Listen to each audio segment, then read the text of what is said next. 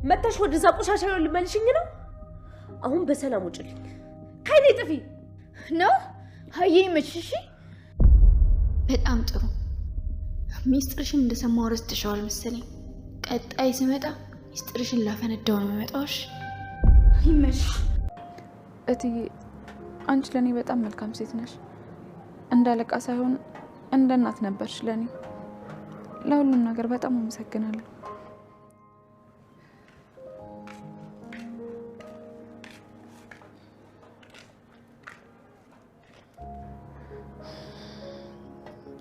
ዳጊ፣ አንተም ለኔ በጣም መልካም ሰው ነበርክ። በጣም ተናፍቀኛለህ። ፈጣሪ ከፈቀደ እንገናኝ ይሆናል።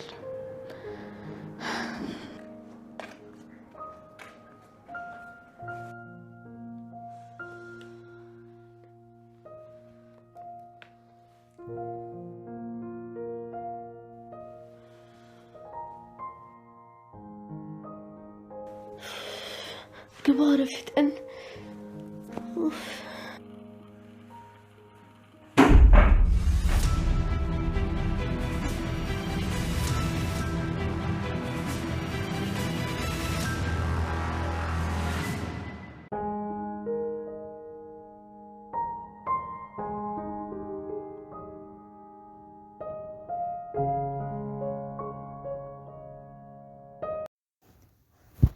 ሰላም ሰላም፣ ጤና ይስጥልኝ ውድ ቻናሌ ቤተሰቦች እንዴት ናችሁልኝ?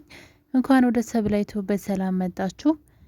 አደራ ድራማ የብሌን እናት አሁን ላይ በዳግም አማካኝነት ታግታለች ማለት ነው። ዳግም ወላጅ እናቱን ለማግኘት እና እንዲሁም ደግሞ እንግዲህ አቶ በኃይሉ የብሌን እናት ይገላታን ይጎዳታን ብሎ ስላሰበ ብሌንን ለመጠበቅ ሲል እንዳገታት እየተናገረ ይገኛል። ነገር ግን እሱ ብቻ አይደለም፣ እናትህንም የሆነ ነገር እናደርጋታለን ቶሎ ብለህ ያልንህን ካላደረግ ስላሉት ነው። እንግዲህ ዳግም ትንሽ መንቃት ይቀረዋል ይመስለኛል። እንግዲህ ቃል ለገባችበት አላማ እያደረገች ያለችው ነገር ከሱ በተሻለ መልኩ የወሰደችውን ፍላሽ እንኳ እየተጠቀመችበት ትገኛለች። የአቶ በኃይሉ የሆነ ሚስጥርና እንዲሁም ደግሞ ከሱ ጋር ረዳቱ ነው የሚሰራው ወይም ደግሞ የፈለገውን ነገር እንዲያደርግለት የሚያዘው ታሬ ማለት ነው። ሁለቱ ሆነው የሰሩት ወንጀል ያለበት ፋይል እንግዲህ የዳግም እጅ ገብቶ ፋይሉንም አይቶታል ምን እንደሆነ ሁሉን ነገር አውቋል። እና ዳግም ብልጥ ቢሆን ኑሮ እናቱን የምር ማግኘት ፈልጎ ቢሆን ኑሮ ከልቡ ማለት ነው ከልቡ ቢሆን ኑሮ ያኔ ነበረ ያን መረጃ ይዞ ፋይሉን ለብሌን ቢመልስላትም ግን እሱ ኮፒ አድርጎ አስቀርቷልና ያንን ነገር ወደ ስራ ማዋል ይችል ነበር። በሱ በጣም ብዙ ነገሮች ማስተካከል ይችል ነበረ። አቶ በኃይሉ በዛ ፍላሽ አይደራደርም። ፍላሹ እኔ ጋ ኮፒ ሆኖ አለ፣ ስለዚህ እናቴን በፍጥነት አምጣ ብሎ ቢለው እውነቴን ነው ምላችሁ ይፈቅድለት ነበር፣ ወይም ደግሞ ቢያንስ እንደዚህ አይነት ወንጀልን እንዲያደርግ አይገፋፋውም ነበረ። እሱ ግን ለምን ፈዛዛ እንደሆነ አላውቅም። ጭራሽ ሌላ ጥፋት አጠፋ። እኔ በጣም ነው የገረመኝ የልጁ ሁኔታ ማለት ነው። እንግዲህ የብሌን እናት ቤት ከብሌን ጋር ሄደው የብሌን እናት ተዋውቋታል። በእርግጥ ከዛ በፊት የብሌን እናት ወደ ሰላም ቤት መታ ነበረ ብሌንን ይቅርታ ለመጠየቅና ወላጅ እናትሽ ጋር አገናኝሻለሁ፣ ይቅር በይኝ ልጄ፣ በልጄ ስላስፈራሩኝ ነው፣ ልጅሽን እንገድለዋለን ስላሉኝ ነው ብላ ስትናገር እንግዲህ ለምን ነቃና ጠርጠር እንዳላለው አላውቅም እንጂ በጣም ብዙ ነገሮች ግልጽ ናቸው እኮ። ለምሳሌ ብሌን እናት አሳዳጊዋ ማለት ነው ልጅ እንደጠፋባት እንዲሁም ደግሞ ልጅሽን እንገድለዋለን እያሉ እያስፈራሯት እንደሆነ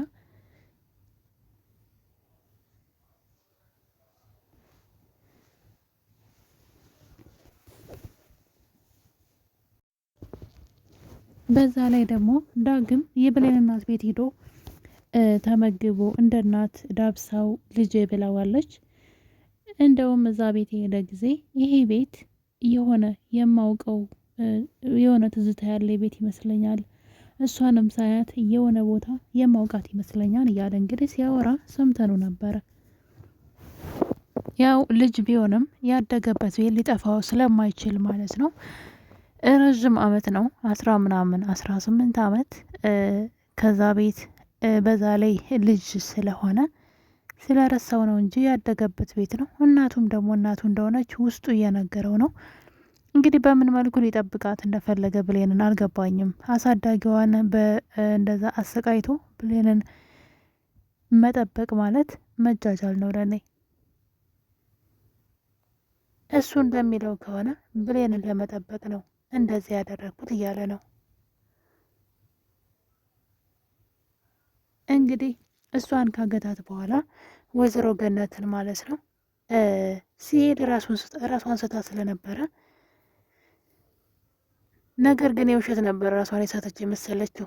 ምክንያቱም የታሰረችበትን ስለፈታች ሰው እስኪመጣ እየጠበቀች ነበርና ልጁ ደግሞ እሷ ላይ ባደረገው ነገር በጣም ስለተሰማው እያለቀሰ እያለ አይተዋለች ማለት ነው። ማን እንዳገታት አስባችሁታል? አሁን ብሌንን ለመጠበቅ ሴትዋ መሰቃየት አለባት። ይሄው ምን አሁን ላይ ምን እያደረጉ እንደሆነ ተመልከቱ። እሱ አሳልፎ ለነሱ ካገተ በኋላ አሳልፎ ይሰጣል። እነሱ ግን የእናትየዋን መታገት ተጠቅመው ብሌን ላይ ሌላ ስራ እየሰሩባት ነው። እንግዲህ ብሌንን ከዛ ቤት እንድትወጣ የተፈለገው እናቷን በማገት ምክንያት ነው። ማለት እናትየዋን አግተው ለእናቷ ስትል ምንም ነገር ብሌን ታደርጋለች። ሰው ቤት ስራ የምትሰራው ለእናቷ ብላ ነው። ስለዚህ ለእናቷ ስትል ደግሞ እዛ ቤት ትወጣለች፣ እኛ የምንላት ቦታ ርቃ ትሄዳለች ብለው ያስባሉና አሁን ለዚህ ሁሉ ተጠያቂው ደግሞ ዳግም ነው። ዳግም እናቷን ባያግት ኑሮ እውነት እኔ በጣም በዳግም እንዴት እንደምናደድበት ብታዩ። ምኑም በቃ አይጥመኝም ማለት ተግባሩ በጣም ነው የሚያናድደኝ። እሱ እኮ በጣም የያዘው መረጃ እኮ በቃ እነሱን ሰው እንዳይሆኑ የሚያደርግ ነው። በሱ እኮ ማስፈራራት ይችል ነበረ እንዴ! ቃል ህይወቷን ለመቀየር ያንን ፈላሽ ውስጥ ያለውን መረጃ የሚገርማችሁ ነገር አሁን ራሱ ለሰዎች እየላከች እንግዲህ እሷ ለወደፊት ነው ያሰበችው። አሁን ላይ አቶ ባይሉ እንዲታገልላት ትፈልጋለች። ዙሪያውን ሰላም የእሷ ልጅ እንደሆነች እንድታምንና በእነሱ አካባቢ ደግሞ ያን እንቅፋት የሚሆኑ ሰዎችን እንዲያስወግድላት እየተጠቀመችበት ነው። ልክ ንብረቱ ሁሉ ግን በሰላም ስም ሲሆን እሷ ደግሞ የሰላም ልጅ መሆኗን ካረጋገጠች በኋላ ያላት አማራጭ ምንድነው ታረጋ ያሰበችው? መጀመሪያ ሰላምን ትገላታለች።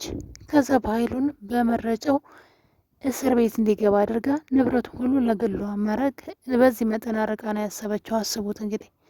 ይሄኛው ግን እናቱን እንኳ የማያገኘው አልተጠቀመበትም። በዛ ላይ ለሰዎች እየላከች ገንዘብ እየተቀበለችበት ነው። የባይሉን ሚስጥር ለሁሉም ሰው እየላከች ትገኛለች። አሁን ላይ ቃል ማለት ነው። እና እንግዲህ ይሄ ነገር በዚህ እንዳለ ነበረ። የዳግም ስራ ግን በጣም ነው የሚያሳዝነው ማለት ነው። ብሌንን ሌላ ችግር ውስጥ ከተታት። እዛ ቤት እንድትወጣ የሆነው እናትሽን እንገላታለን ካልወጣች ስላሏት ነው። ይህ ነገር ዳግም ያውቃል። እንዴት ራሱን ይቅር እንደሚለው አላቅለትም። እና እንግዲህ ብሌን እዛ ቤት እንዳትቆይ ዋና የተፈለገበትም ምክንያት ብሌን ሚስጥራቸውን ስላወቀች ነው።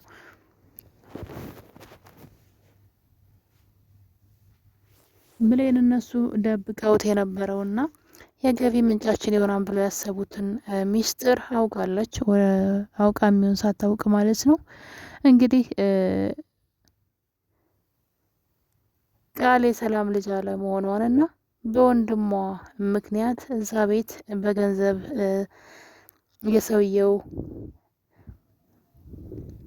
በሰውየው ትዕዛዝ መሰረት የሰላም ልጅ ሆና እንደመጣችና እንጂ የዛ ቤት ልጅ እንዳልሆነች ስታወራ እንግዲህ ሰላምን ደግሞ እገድላታለሁ፣ ወንድምየውንም እስር ቤት አስገባና ንብረት ሁሉ የግል ይሆናል፣ ያን የጎዳና ህይወት መልሼ አልቀላቀልም እያለች እንግዲህ ለጓደኛዋ ስታወራት ነበረ። መጨረሻ ላይ ግን ካያችሁ ሚስጥሯን ሁሉ ለጓደኛዋ ከነገረቻት በኋላ ብሌን እንዳወቀች ስታውቅ ጓደኛዋን ዙራ አንቃት ነበረ። አንቺ ባትመጪ ኑሮ እዚህ ቤት ይህ ነገር በፍጹም ማንም ሰው አይሰማም ነበር። ስለዚህ አንቺ ነሽ እዚህ እየተንቀለቀልሽ መተሽ ከዚህ ቤት ነይ ውጪ፣ አይንሽም ማየት አልፈልግም፣ እኔ ያሰብኩትን ሳላሳካ ከዚህ ንቅንቅ አልልም፣ ድጋሜ ወደ ጎዳና ህይወት አልመለስም እያለች ቃል እንግዲህ ልጅቷን ከቤት እንድትወጣ ታደርጋለች። እና ልጅቷ በጣም የተናደደችባት ባደረገችው ነገርና እንግዲህ ሚስጥሯ እንደነገረቻት ረስተዋለች። ልጅቷ ግን ፎክራባት ነው ሄደችው። ጠብቂኝ በድጋሚ እዚህ ቤት ስመጣ ሚስጥርሽን ለመናገር ነው ብላለች። ደስ የሚለው ነገር ዳግም እንቅልፋን ቢሆንም ይችኛዋ ጓደኛዋ ግን የእሷን ሚስጥር ስላወቀች በቅርቡ ልታጋልጣ ትችላለች። ዳግም እኮ እንቅልፋምነት ማለት ነው። በጣም ብዙ ነገር እኮ ነው። አስባችሁታል? ቃል የሰላም ልጅ እንዳልሆነች ያውቃል። ብሌን የምትባል ልጅ እንዳለች ሰላም እሷ እንደጠፋች እና ቶሎ ሰላምን ገላ ንብረቱን በስሟ እንድታደርግ ይህን ነገር ሲያወሩ በደንብ ሰምቷል። እኔ እኮ ምን አይነት ድንዝዝ እንደሆነ ነው ነገር አይገባኝ። ትንሽ ነቃ ቢል ምን አለበት? ለምንድን ነው እነሱ እንደፈለጉ የሚያሽከረክሩት? ለምንድን ነው አቶ በኃይሉ ያኛው ታሬ እንደፈለጉ የሚያሽከረክሩት? ለምንድን ነው እንዴ? አንዴ እንኳ ያላላያት እናቱ ነው እንዴ እንደዚህ የሚያሽከረክሩት? እና አንዳንዴ ቆም ብሎ ቢያስብና ነቃ ቢል ምን ያክል ጥፋት እንዳጠፋ ቢያውቀው ኑሮ አሁን ላይ ማለት ነው። ብሌን እዛ ቤት እንድትወጣ እንግዲህ አወጣጧ ራሱ በጣም መጥፎ ነው። ምክንያቱም አቶ በኃይሉ በድጋሚ ወደዛ ቤት እንዳትመለስና ደብዛዋ እንዲጠፋ ድጋሚ ብሌን የምትባል ልጅ እንዳትታይ ሊያደርግ ነው የፍላጎቱ። እዛ ከተማ እንዳትኖር ከከተማ ውጭ በመኪና ይዘዋት እንዲጠፉ ነው የተፈለገው። አርቀው ወስደው እንዲጥሏት ከነናቷ ማለት ነውና ያን ማለት እንግዲህ ሰላም ያገኛሉ። እንደፈለጉ ሰላም ላይ መጫወት ይጀምራሉ ጌሙን ማለት ነውና ለዚህ ነገር ሁሉ ተጠያቂው ታዲያ ዳግም ነው፣ እኔ ሌላ ሰው አይደለም። ቢያንስ እናቷን በማገት ባይተባበራቸው ጥሩ ነበረ። ነገር ግን እሱ ምንም አልመሰለውም። እንግዲህ እናትየዋ ደግሞ በፍልጥ መታው ቅንጭላቱ ደህና አይደለም። ብሌን በጣም ለሱ እያሰበችለት ነበረ እና እንግዲህ ስራው ትዝ ሲለው ግን ብሌን ሆይ ይቅር በይኝ ያደረግኩት ነገር እያለ ያው ቢጸጸት ምን ዋጋ አለው? እሷን ትልቅ ችግር ውስጥ ከቷታል። አሁን ላይ ከሰላም ቤት ራሱ ስትወጣ ሰላም የት ናት ብላ እንዳትፈልጋት ቁርጡን ነግራት ነው የወጣችው። እኔ ሰው ቤት መስራት አልፈልግም፣ የሰው ቤት ስራ አልሰራም፣ ስለዚህ ወደ ቤት ልመለስ ነው ስትላት ሰላም ደነገጠች። የሰው ቤት እንዴት የሰው ቤት ያለሽ ነው? ምክንያቱም ደግሞ ሰላም እንደ ሰራተኛ ሳይሆን እንደ ልጅ ነው የምታያት። በጣም ነው የምትወዳት፣ በጣም ነው የምትሳሳላት። ልቧ ማለት አፏ አይናገርም እንጂ ልቧ ልጇን ብሌን እንደሆነች ነው የሚነግራት። ያው እውነተኛው ያ ስለው ልብ ስለሆነና እንድትሄድ አልፈለገችም። እንዴት የሰው ቤት ያለሽ አይነት ስሜት ተሰማት ሰላም። እንዴት የሰው ቤት ያለሽ?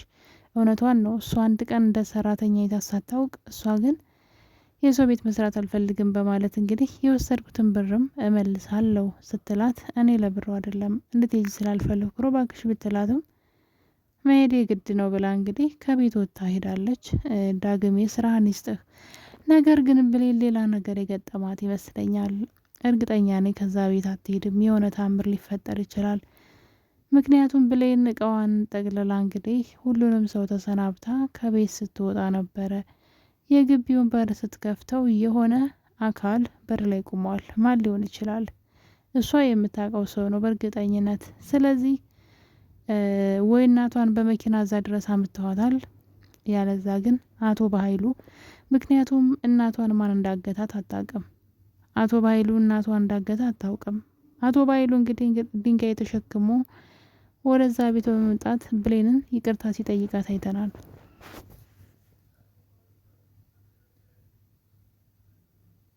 ይቅርታ የሚጠይቃት ከልቡ ሳይሆን ሆን ብሎ ነው። ያው አቶ በኃይሉና ክፋት እንግዲህ አንድ ምንድነው የአንድ ሳንቲም ገጽታ ይባላልና አቶ በኃይሉና ክፋት በቃ የእህቱን ንብረት ለመውሰድ ምን አይነት ስግብግብ ሰው እንደሆነ ከመጀመሪያው ጀምራችሁ ካያችሁት ብሌንን እናቷ ወደ አረብ ሀገር እንድትሄድ ሲገፋፋት ነበረ እና እሷ ስለ ልጇ ስታስብ ችግር የለውም ምን እጠብቃታለሁ ብሎ እንግዲህ አደራ የተቀበላትን ልጅ ነው አደራ ተቀብሏት የሰላም ወደ አረብ ሀገር ትሄዳለች እና እንግዲህ ይጠብቃል። እናትየዋ የፈለገው እሱ ገንዘቧን ነው። እናትየዋ ልጇን ትታ ስለሄደች በርቶ ቶሎ ትልካለች። በቃ ያን ቁጭ ብዬ እኔ እኖርበታለሁ አይነት ነበር ሀሳቡ። ነገሩ ግን እንደዛ አልሆነም። ሰላም ከሄደች በኋላ አይደለም በየቀኑ በአመትም በሁለት አመትም ስልክ መደወል ጭራሽ ደብዛዋ ነበር የጠፋው ሄዳ ማለት ነውና ያኔ እንግዲህ ያችን ህጻን ልጅ አውጥቶ ጣላት። ምክንያቱም እናትየዋ ስልክ አትደውል ብር አትልክ ምን ብሎ የሰው ልጅ ይዟል። ብሌንን አውጥቶ ነው የጣላት። ያቺ አሳዳጊዋ ባታገኛት ኑሮ ምን አሁን ላይ ብሌን የምትባል ልጅ አስኖርም ነበር። እና እንግዲህ እሱ ምን ያክል አደራ እንደበላ ከመጀመሪያው ጀምራችሁ ካያችሁት የገንዘብ ጥማቱ አደራ ሕፃን ልጅ አውጥቶ ለመጣል ሁሉ ያበቃው ነውና ወስዳ ያሳደገቻትን ሴትዮ ደግሞ በማሰቃየትም ደግሞ ሌላም ስራዎችን ይሰራል። ምክንያቱም ሴትዋ ለምን አሳደገቻት አይነት ነገር ነው። እና ለገንዘብ ያለው ጥረት ነው እንግዲህ እናትየዋ ከአረብ ሀገር ተመልሳ ልጅን አምጣና አገናኘኝ የት ናት ስትለው እስከ ዛሬ ያልጠየቅሻት እኔን ሁሉ ዘመን ያንቺን ልጅ እኔ ታቅልሻለሁ ሂጅና ውጭ ፈልጊያት በማለት የልጅቷን ፎቶ ነጥቆ ሲወረውርባት ሲያንቋሽሻት ነበረ። ታውቃላችሁ ልክ እንደመጣች ማለት ነው። ምንም የላትም ይቺ በቃ ትረባም ብሎ ገንዘብ የሌላ ሴት ናት ባዶዋን የመጣችሁ ብለው ያሰቃያት ጀመረ። እና እሷ አንድ ነገር አለች። ልጅን ፈልገ ካመጣህልኝ ጠቀም ያለ ገንዘብ እሰጥሃለሁ ስትለው ደነገጠ። መጀመሪያ ሲንቃት ነበር ገንዘብ የላትም ብሎ ባዶዋን መጣች ቤት ያረፈች ብሎ እና እንግዲህ እንደዛ ሲላት የምን ከየት አመጣሽው ነበረ ጥያቄው።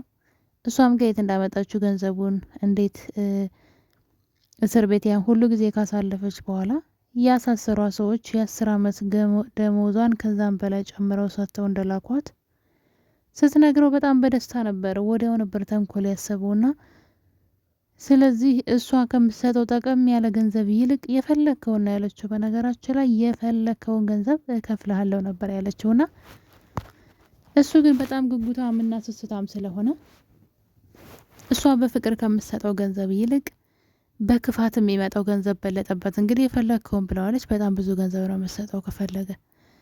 እሱ ግን ያንን አይደለም የፈለገው፣ ሌላ ተንኮል በጎን ሼር ነው የፈለገውና ሌላ ሰው አምጥቶ የሷን ንብረት እንግዲህ በሌላ ሰው በኩል አድርጎ ሙሉ ንብረቷን ለራሱ ለማድረግ ነበር እንግዲህ ሲጋጋጥ የነበረው። ነገር ግን ሀሳብ ሁሉ ሳይሳካለት እየቀረ ነው።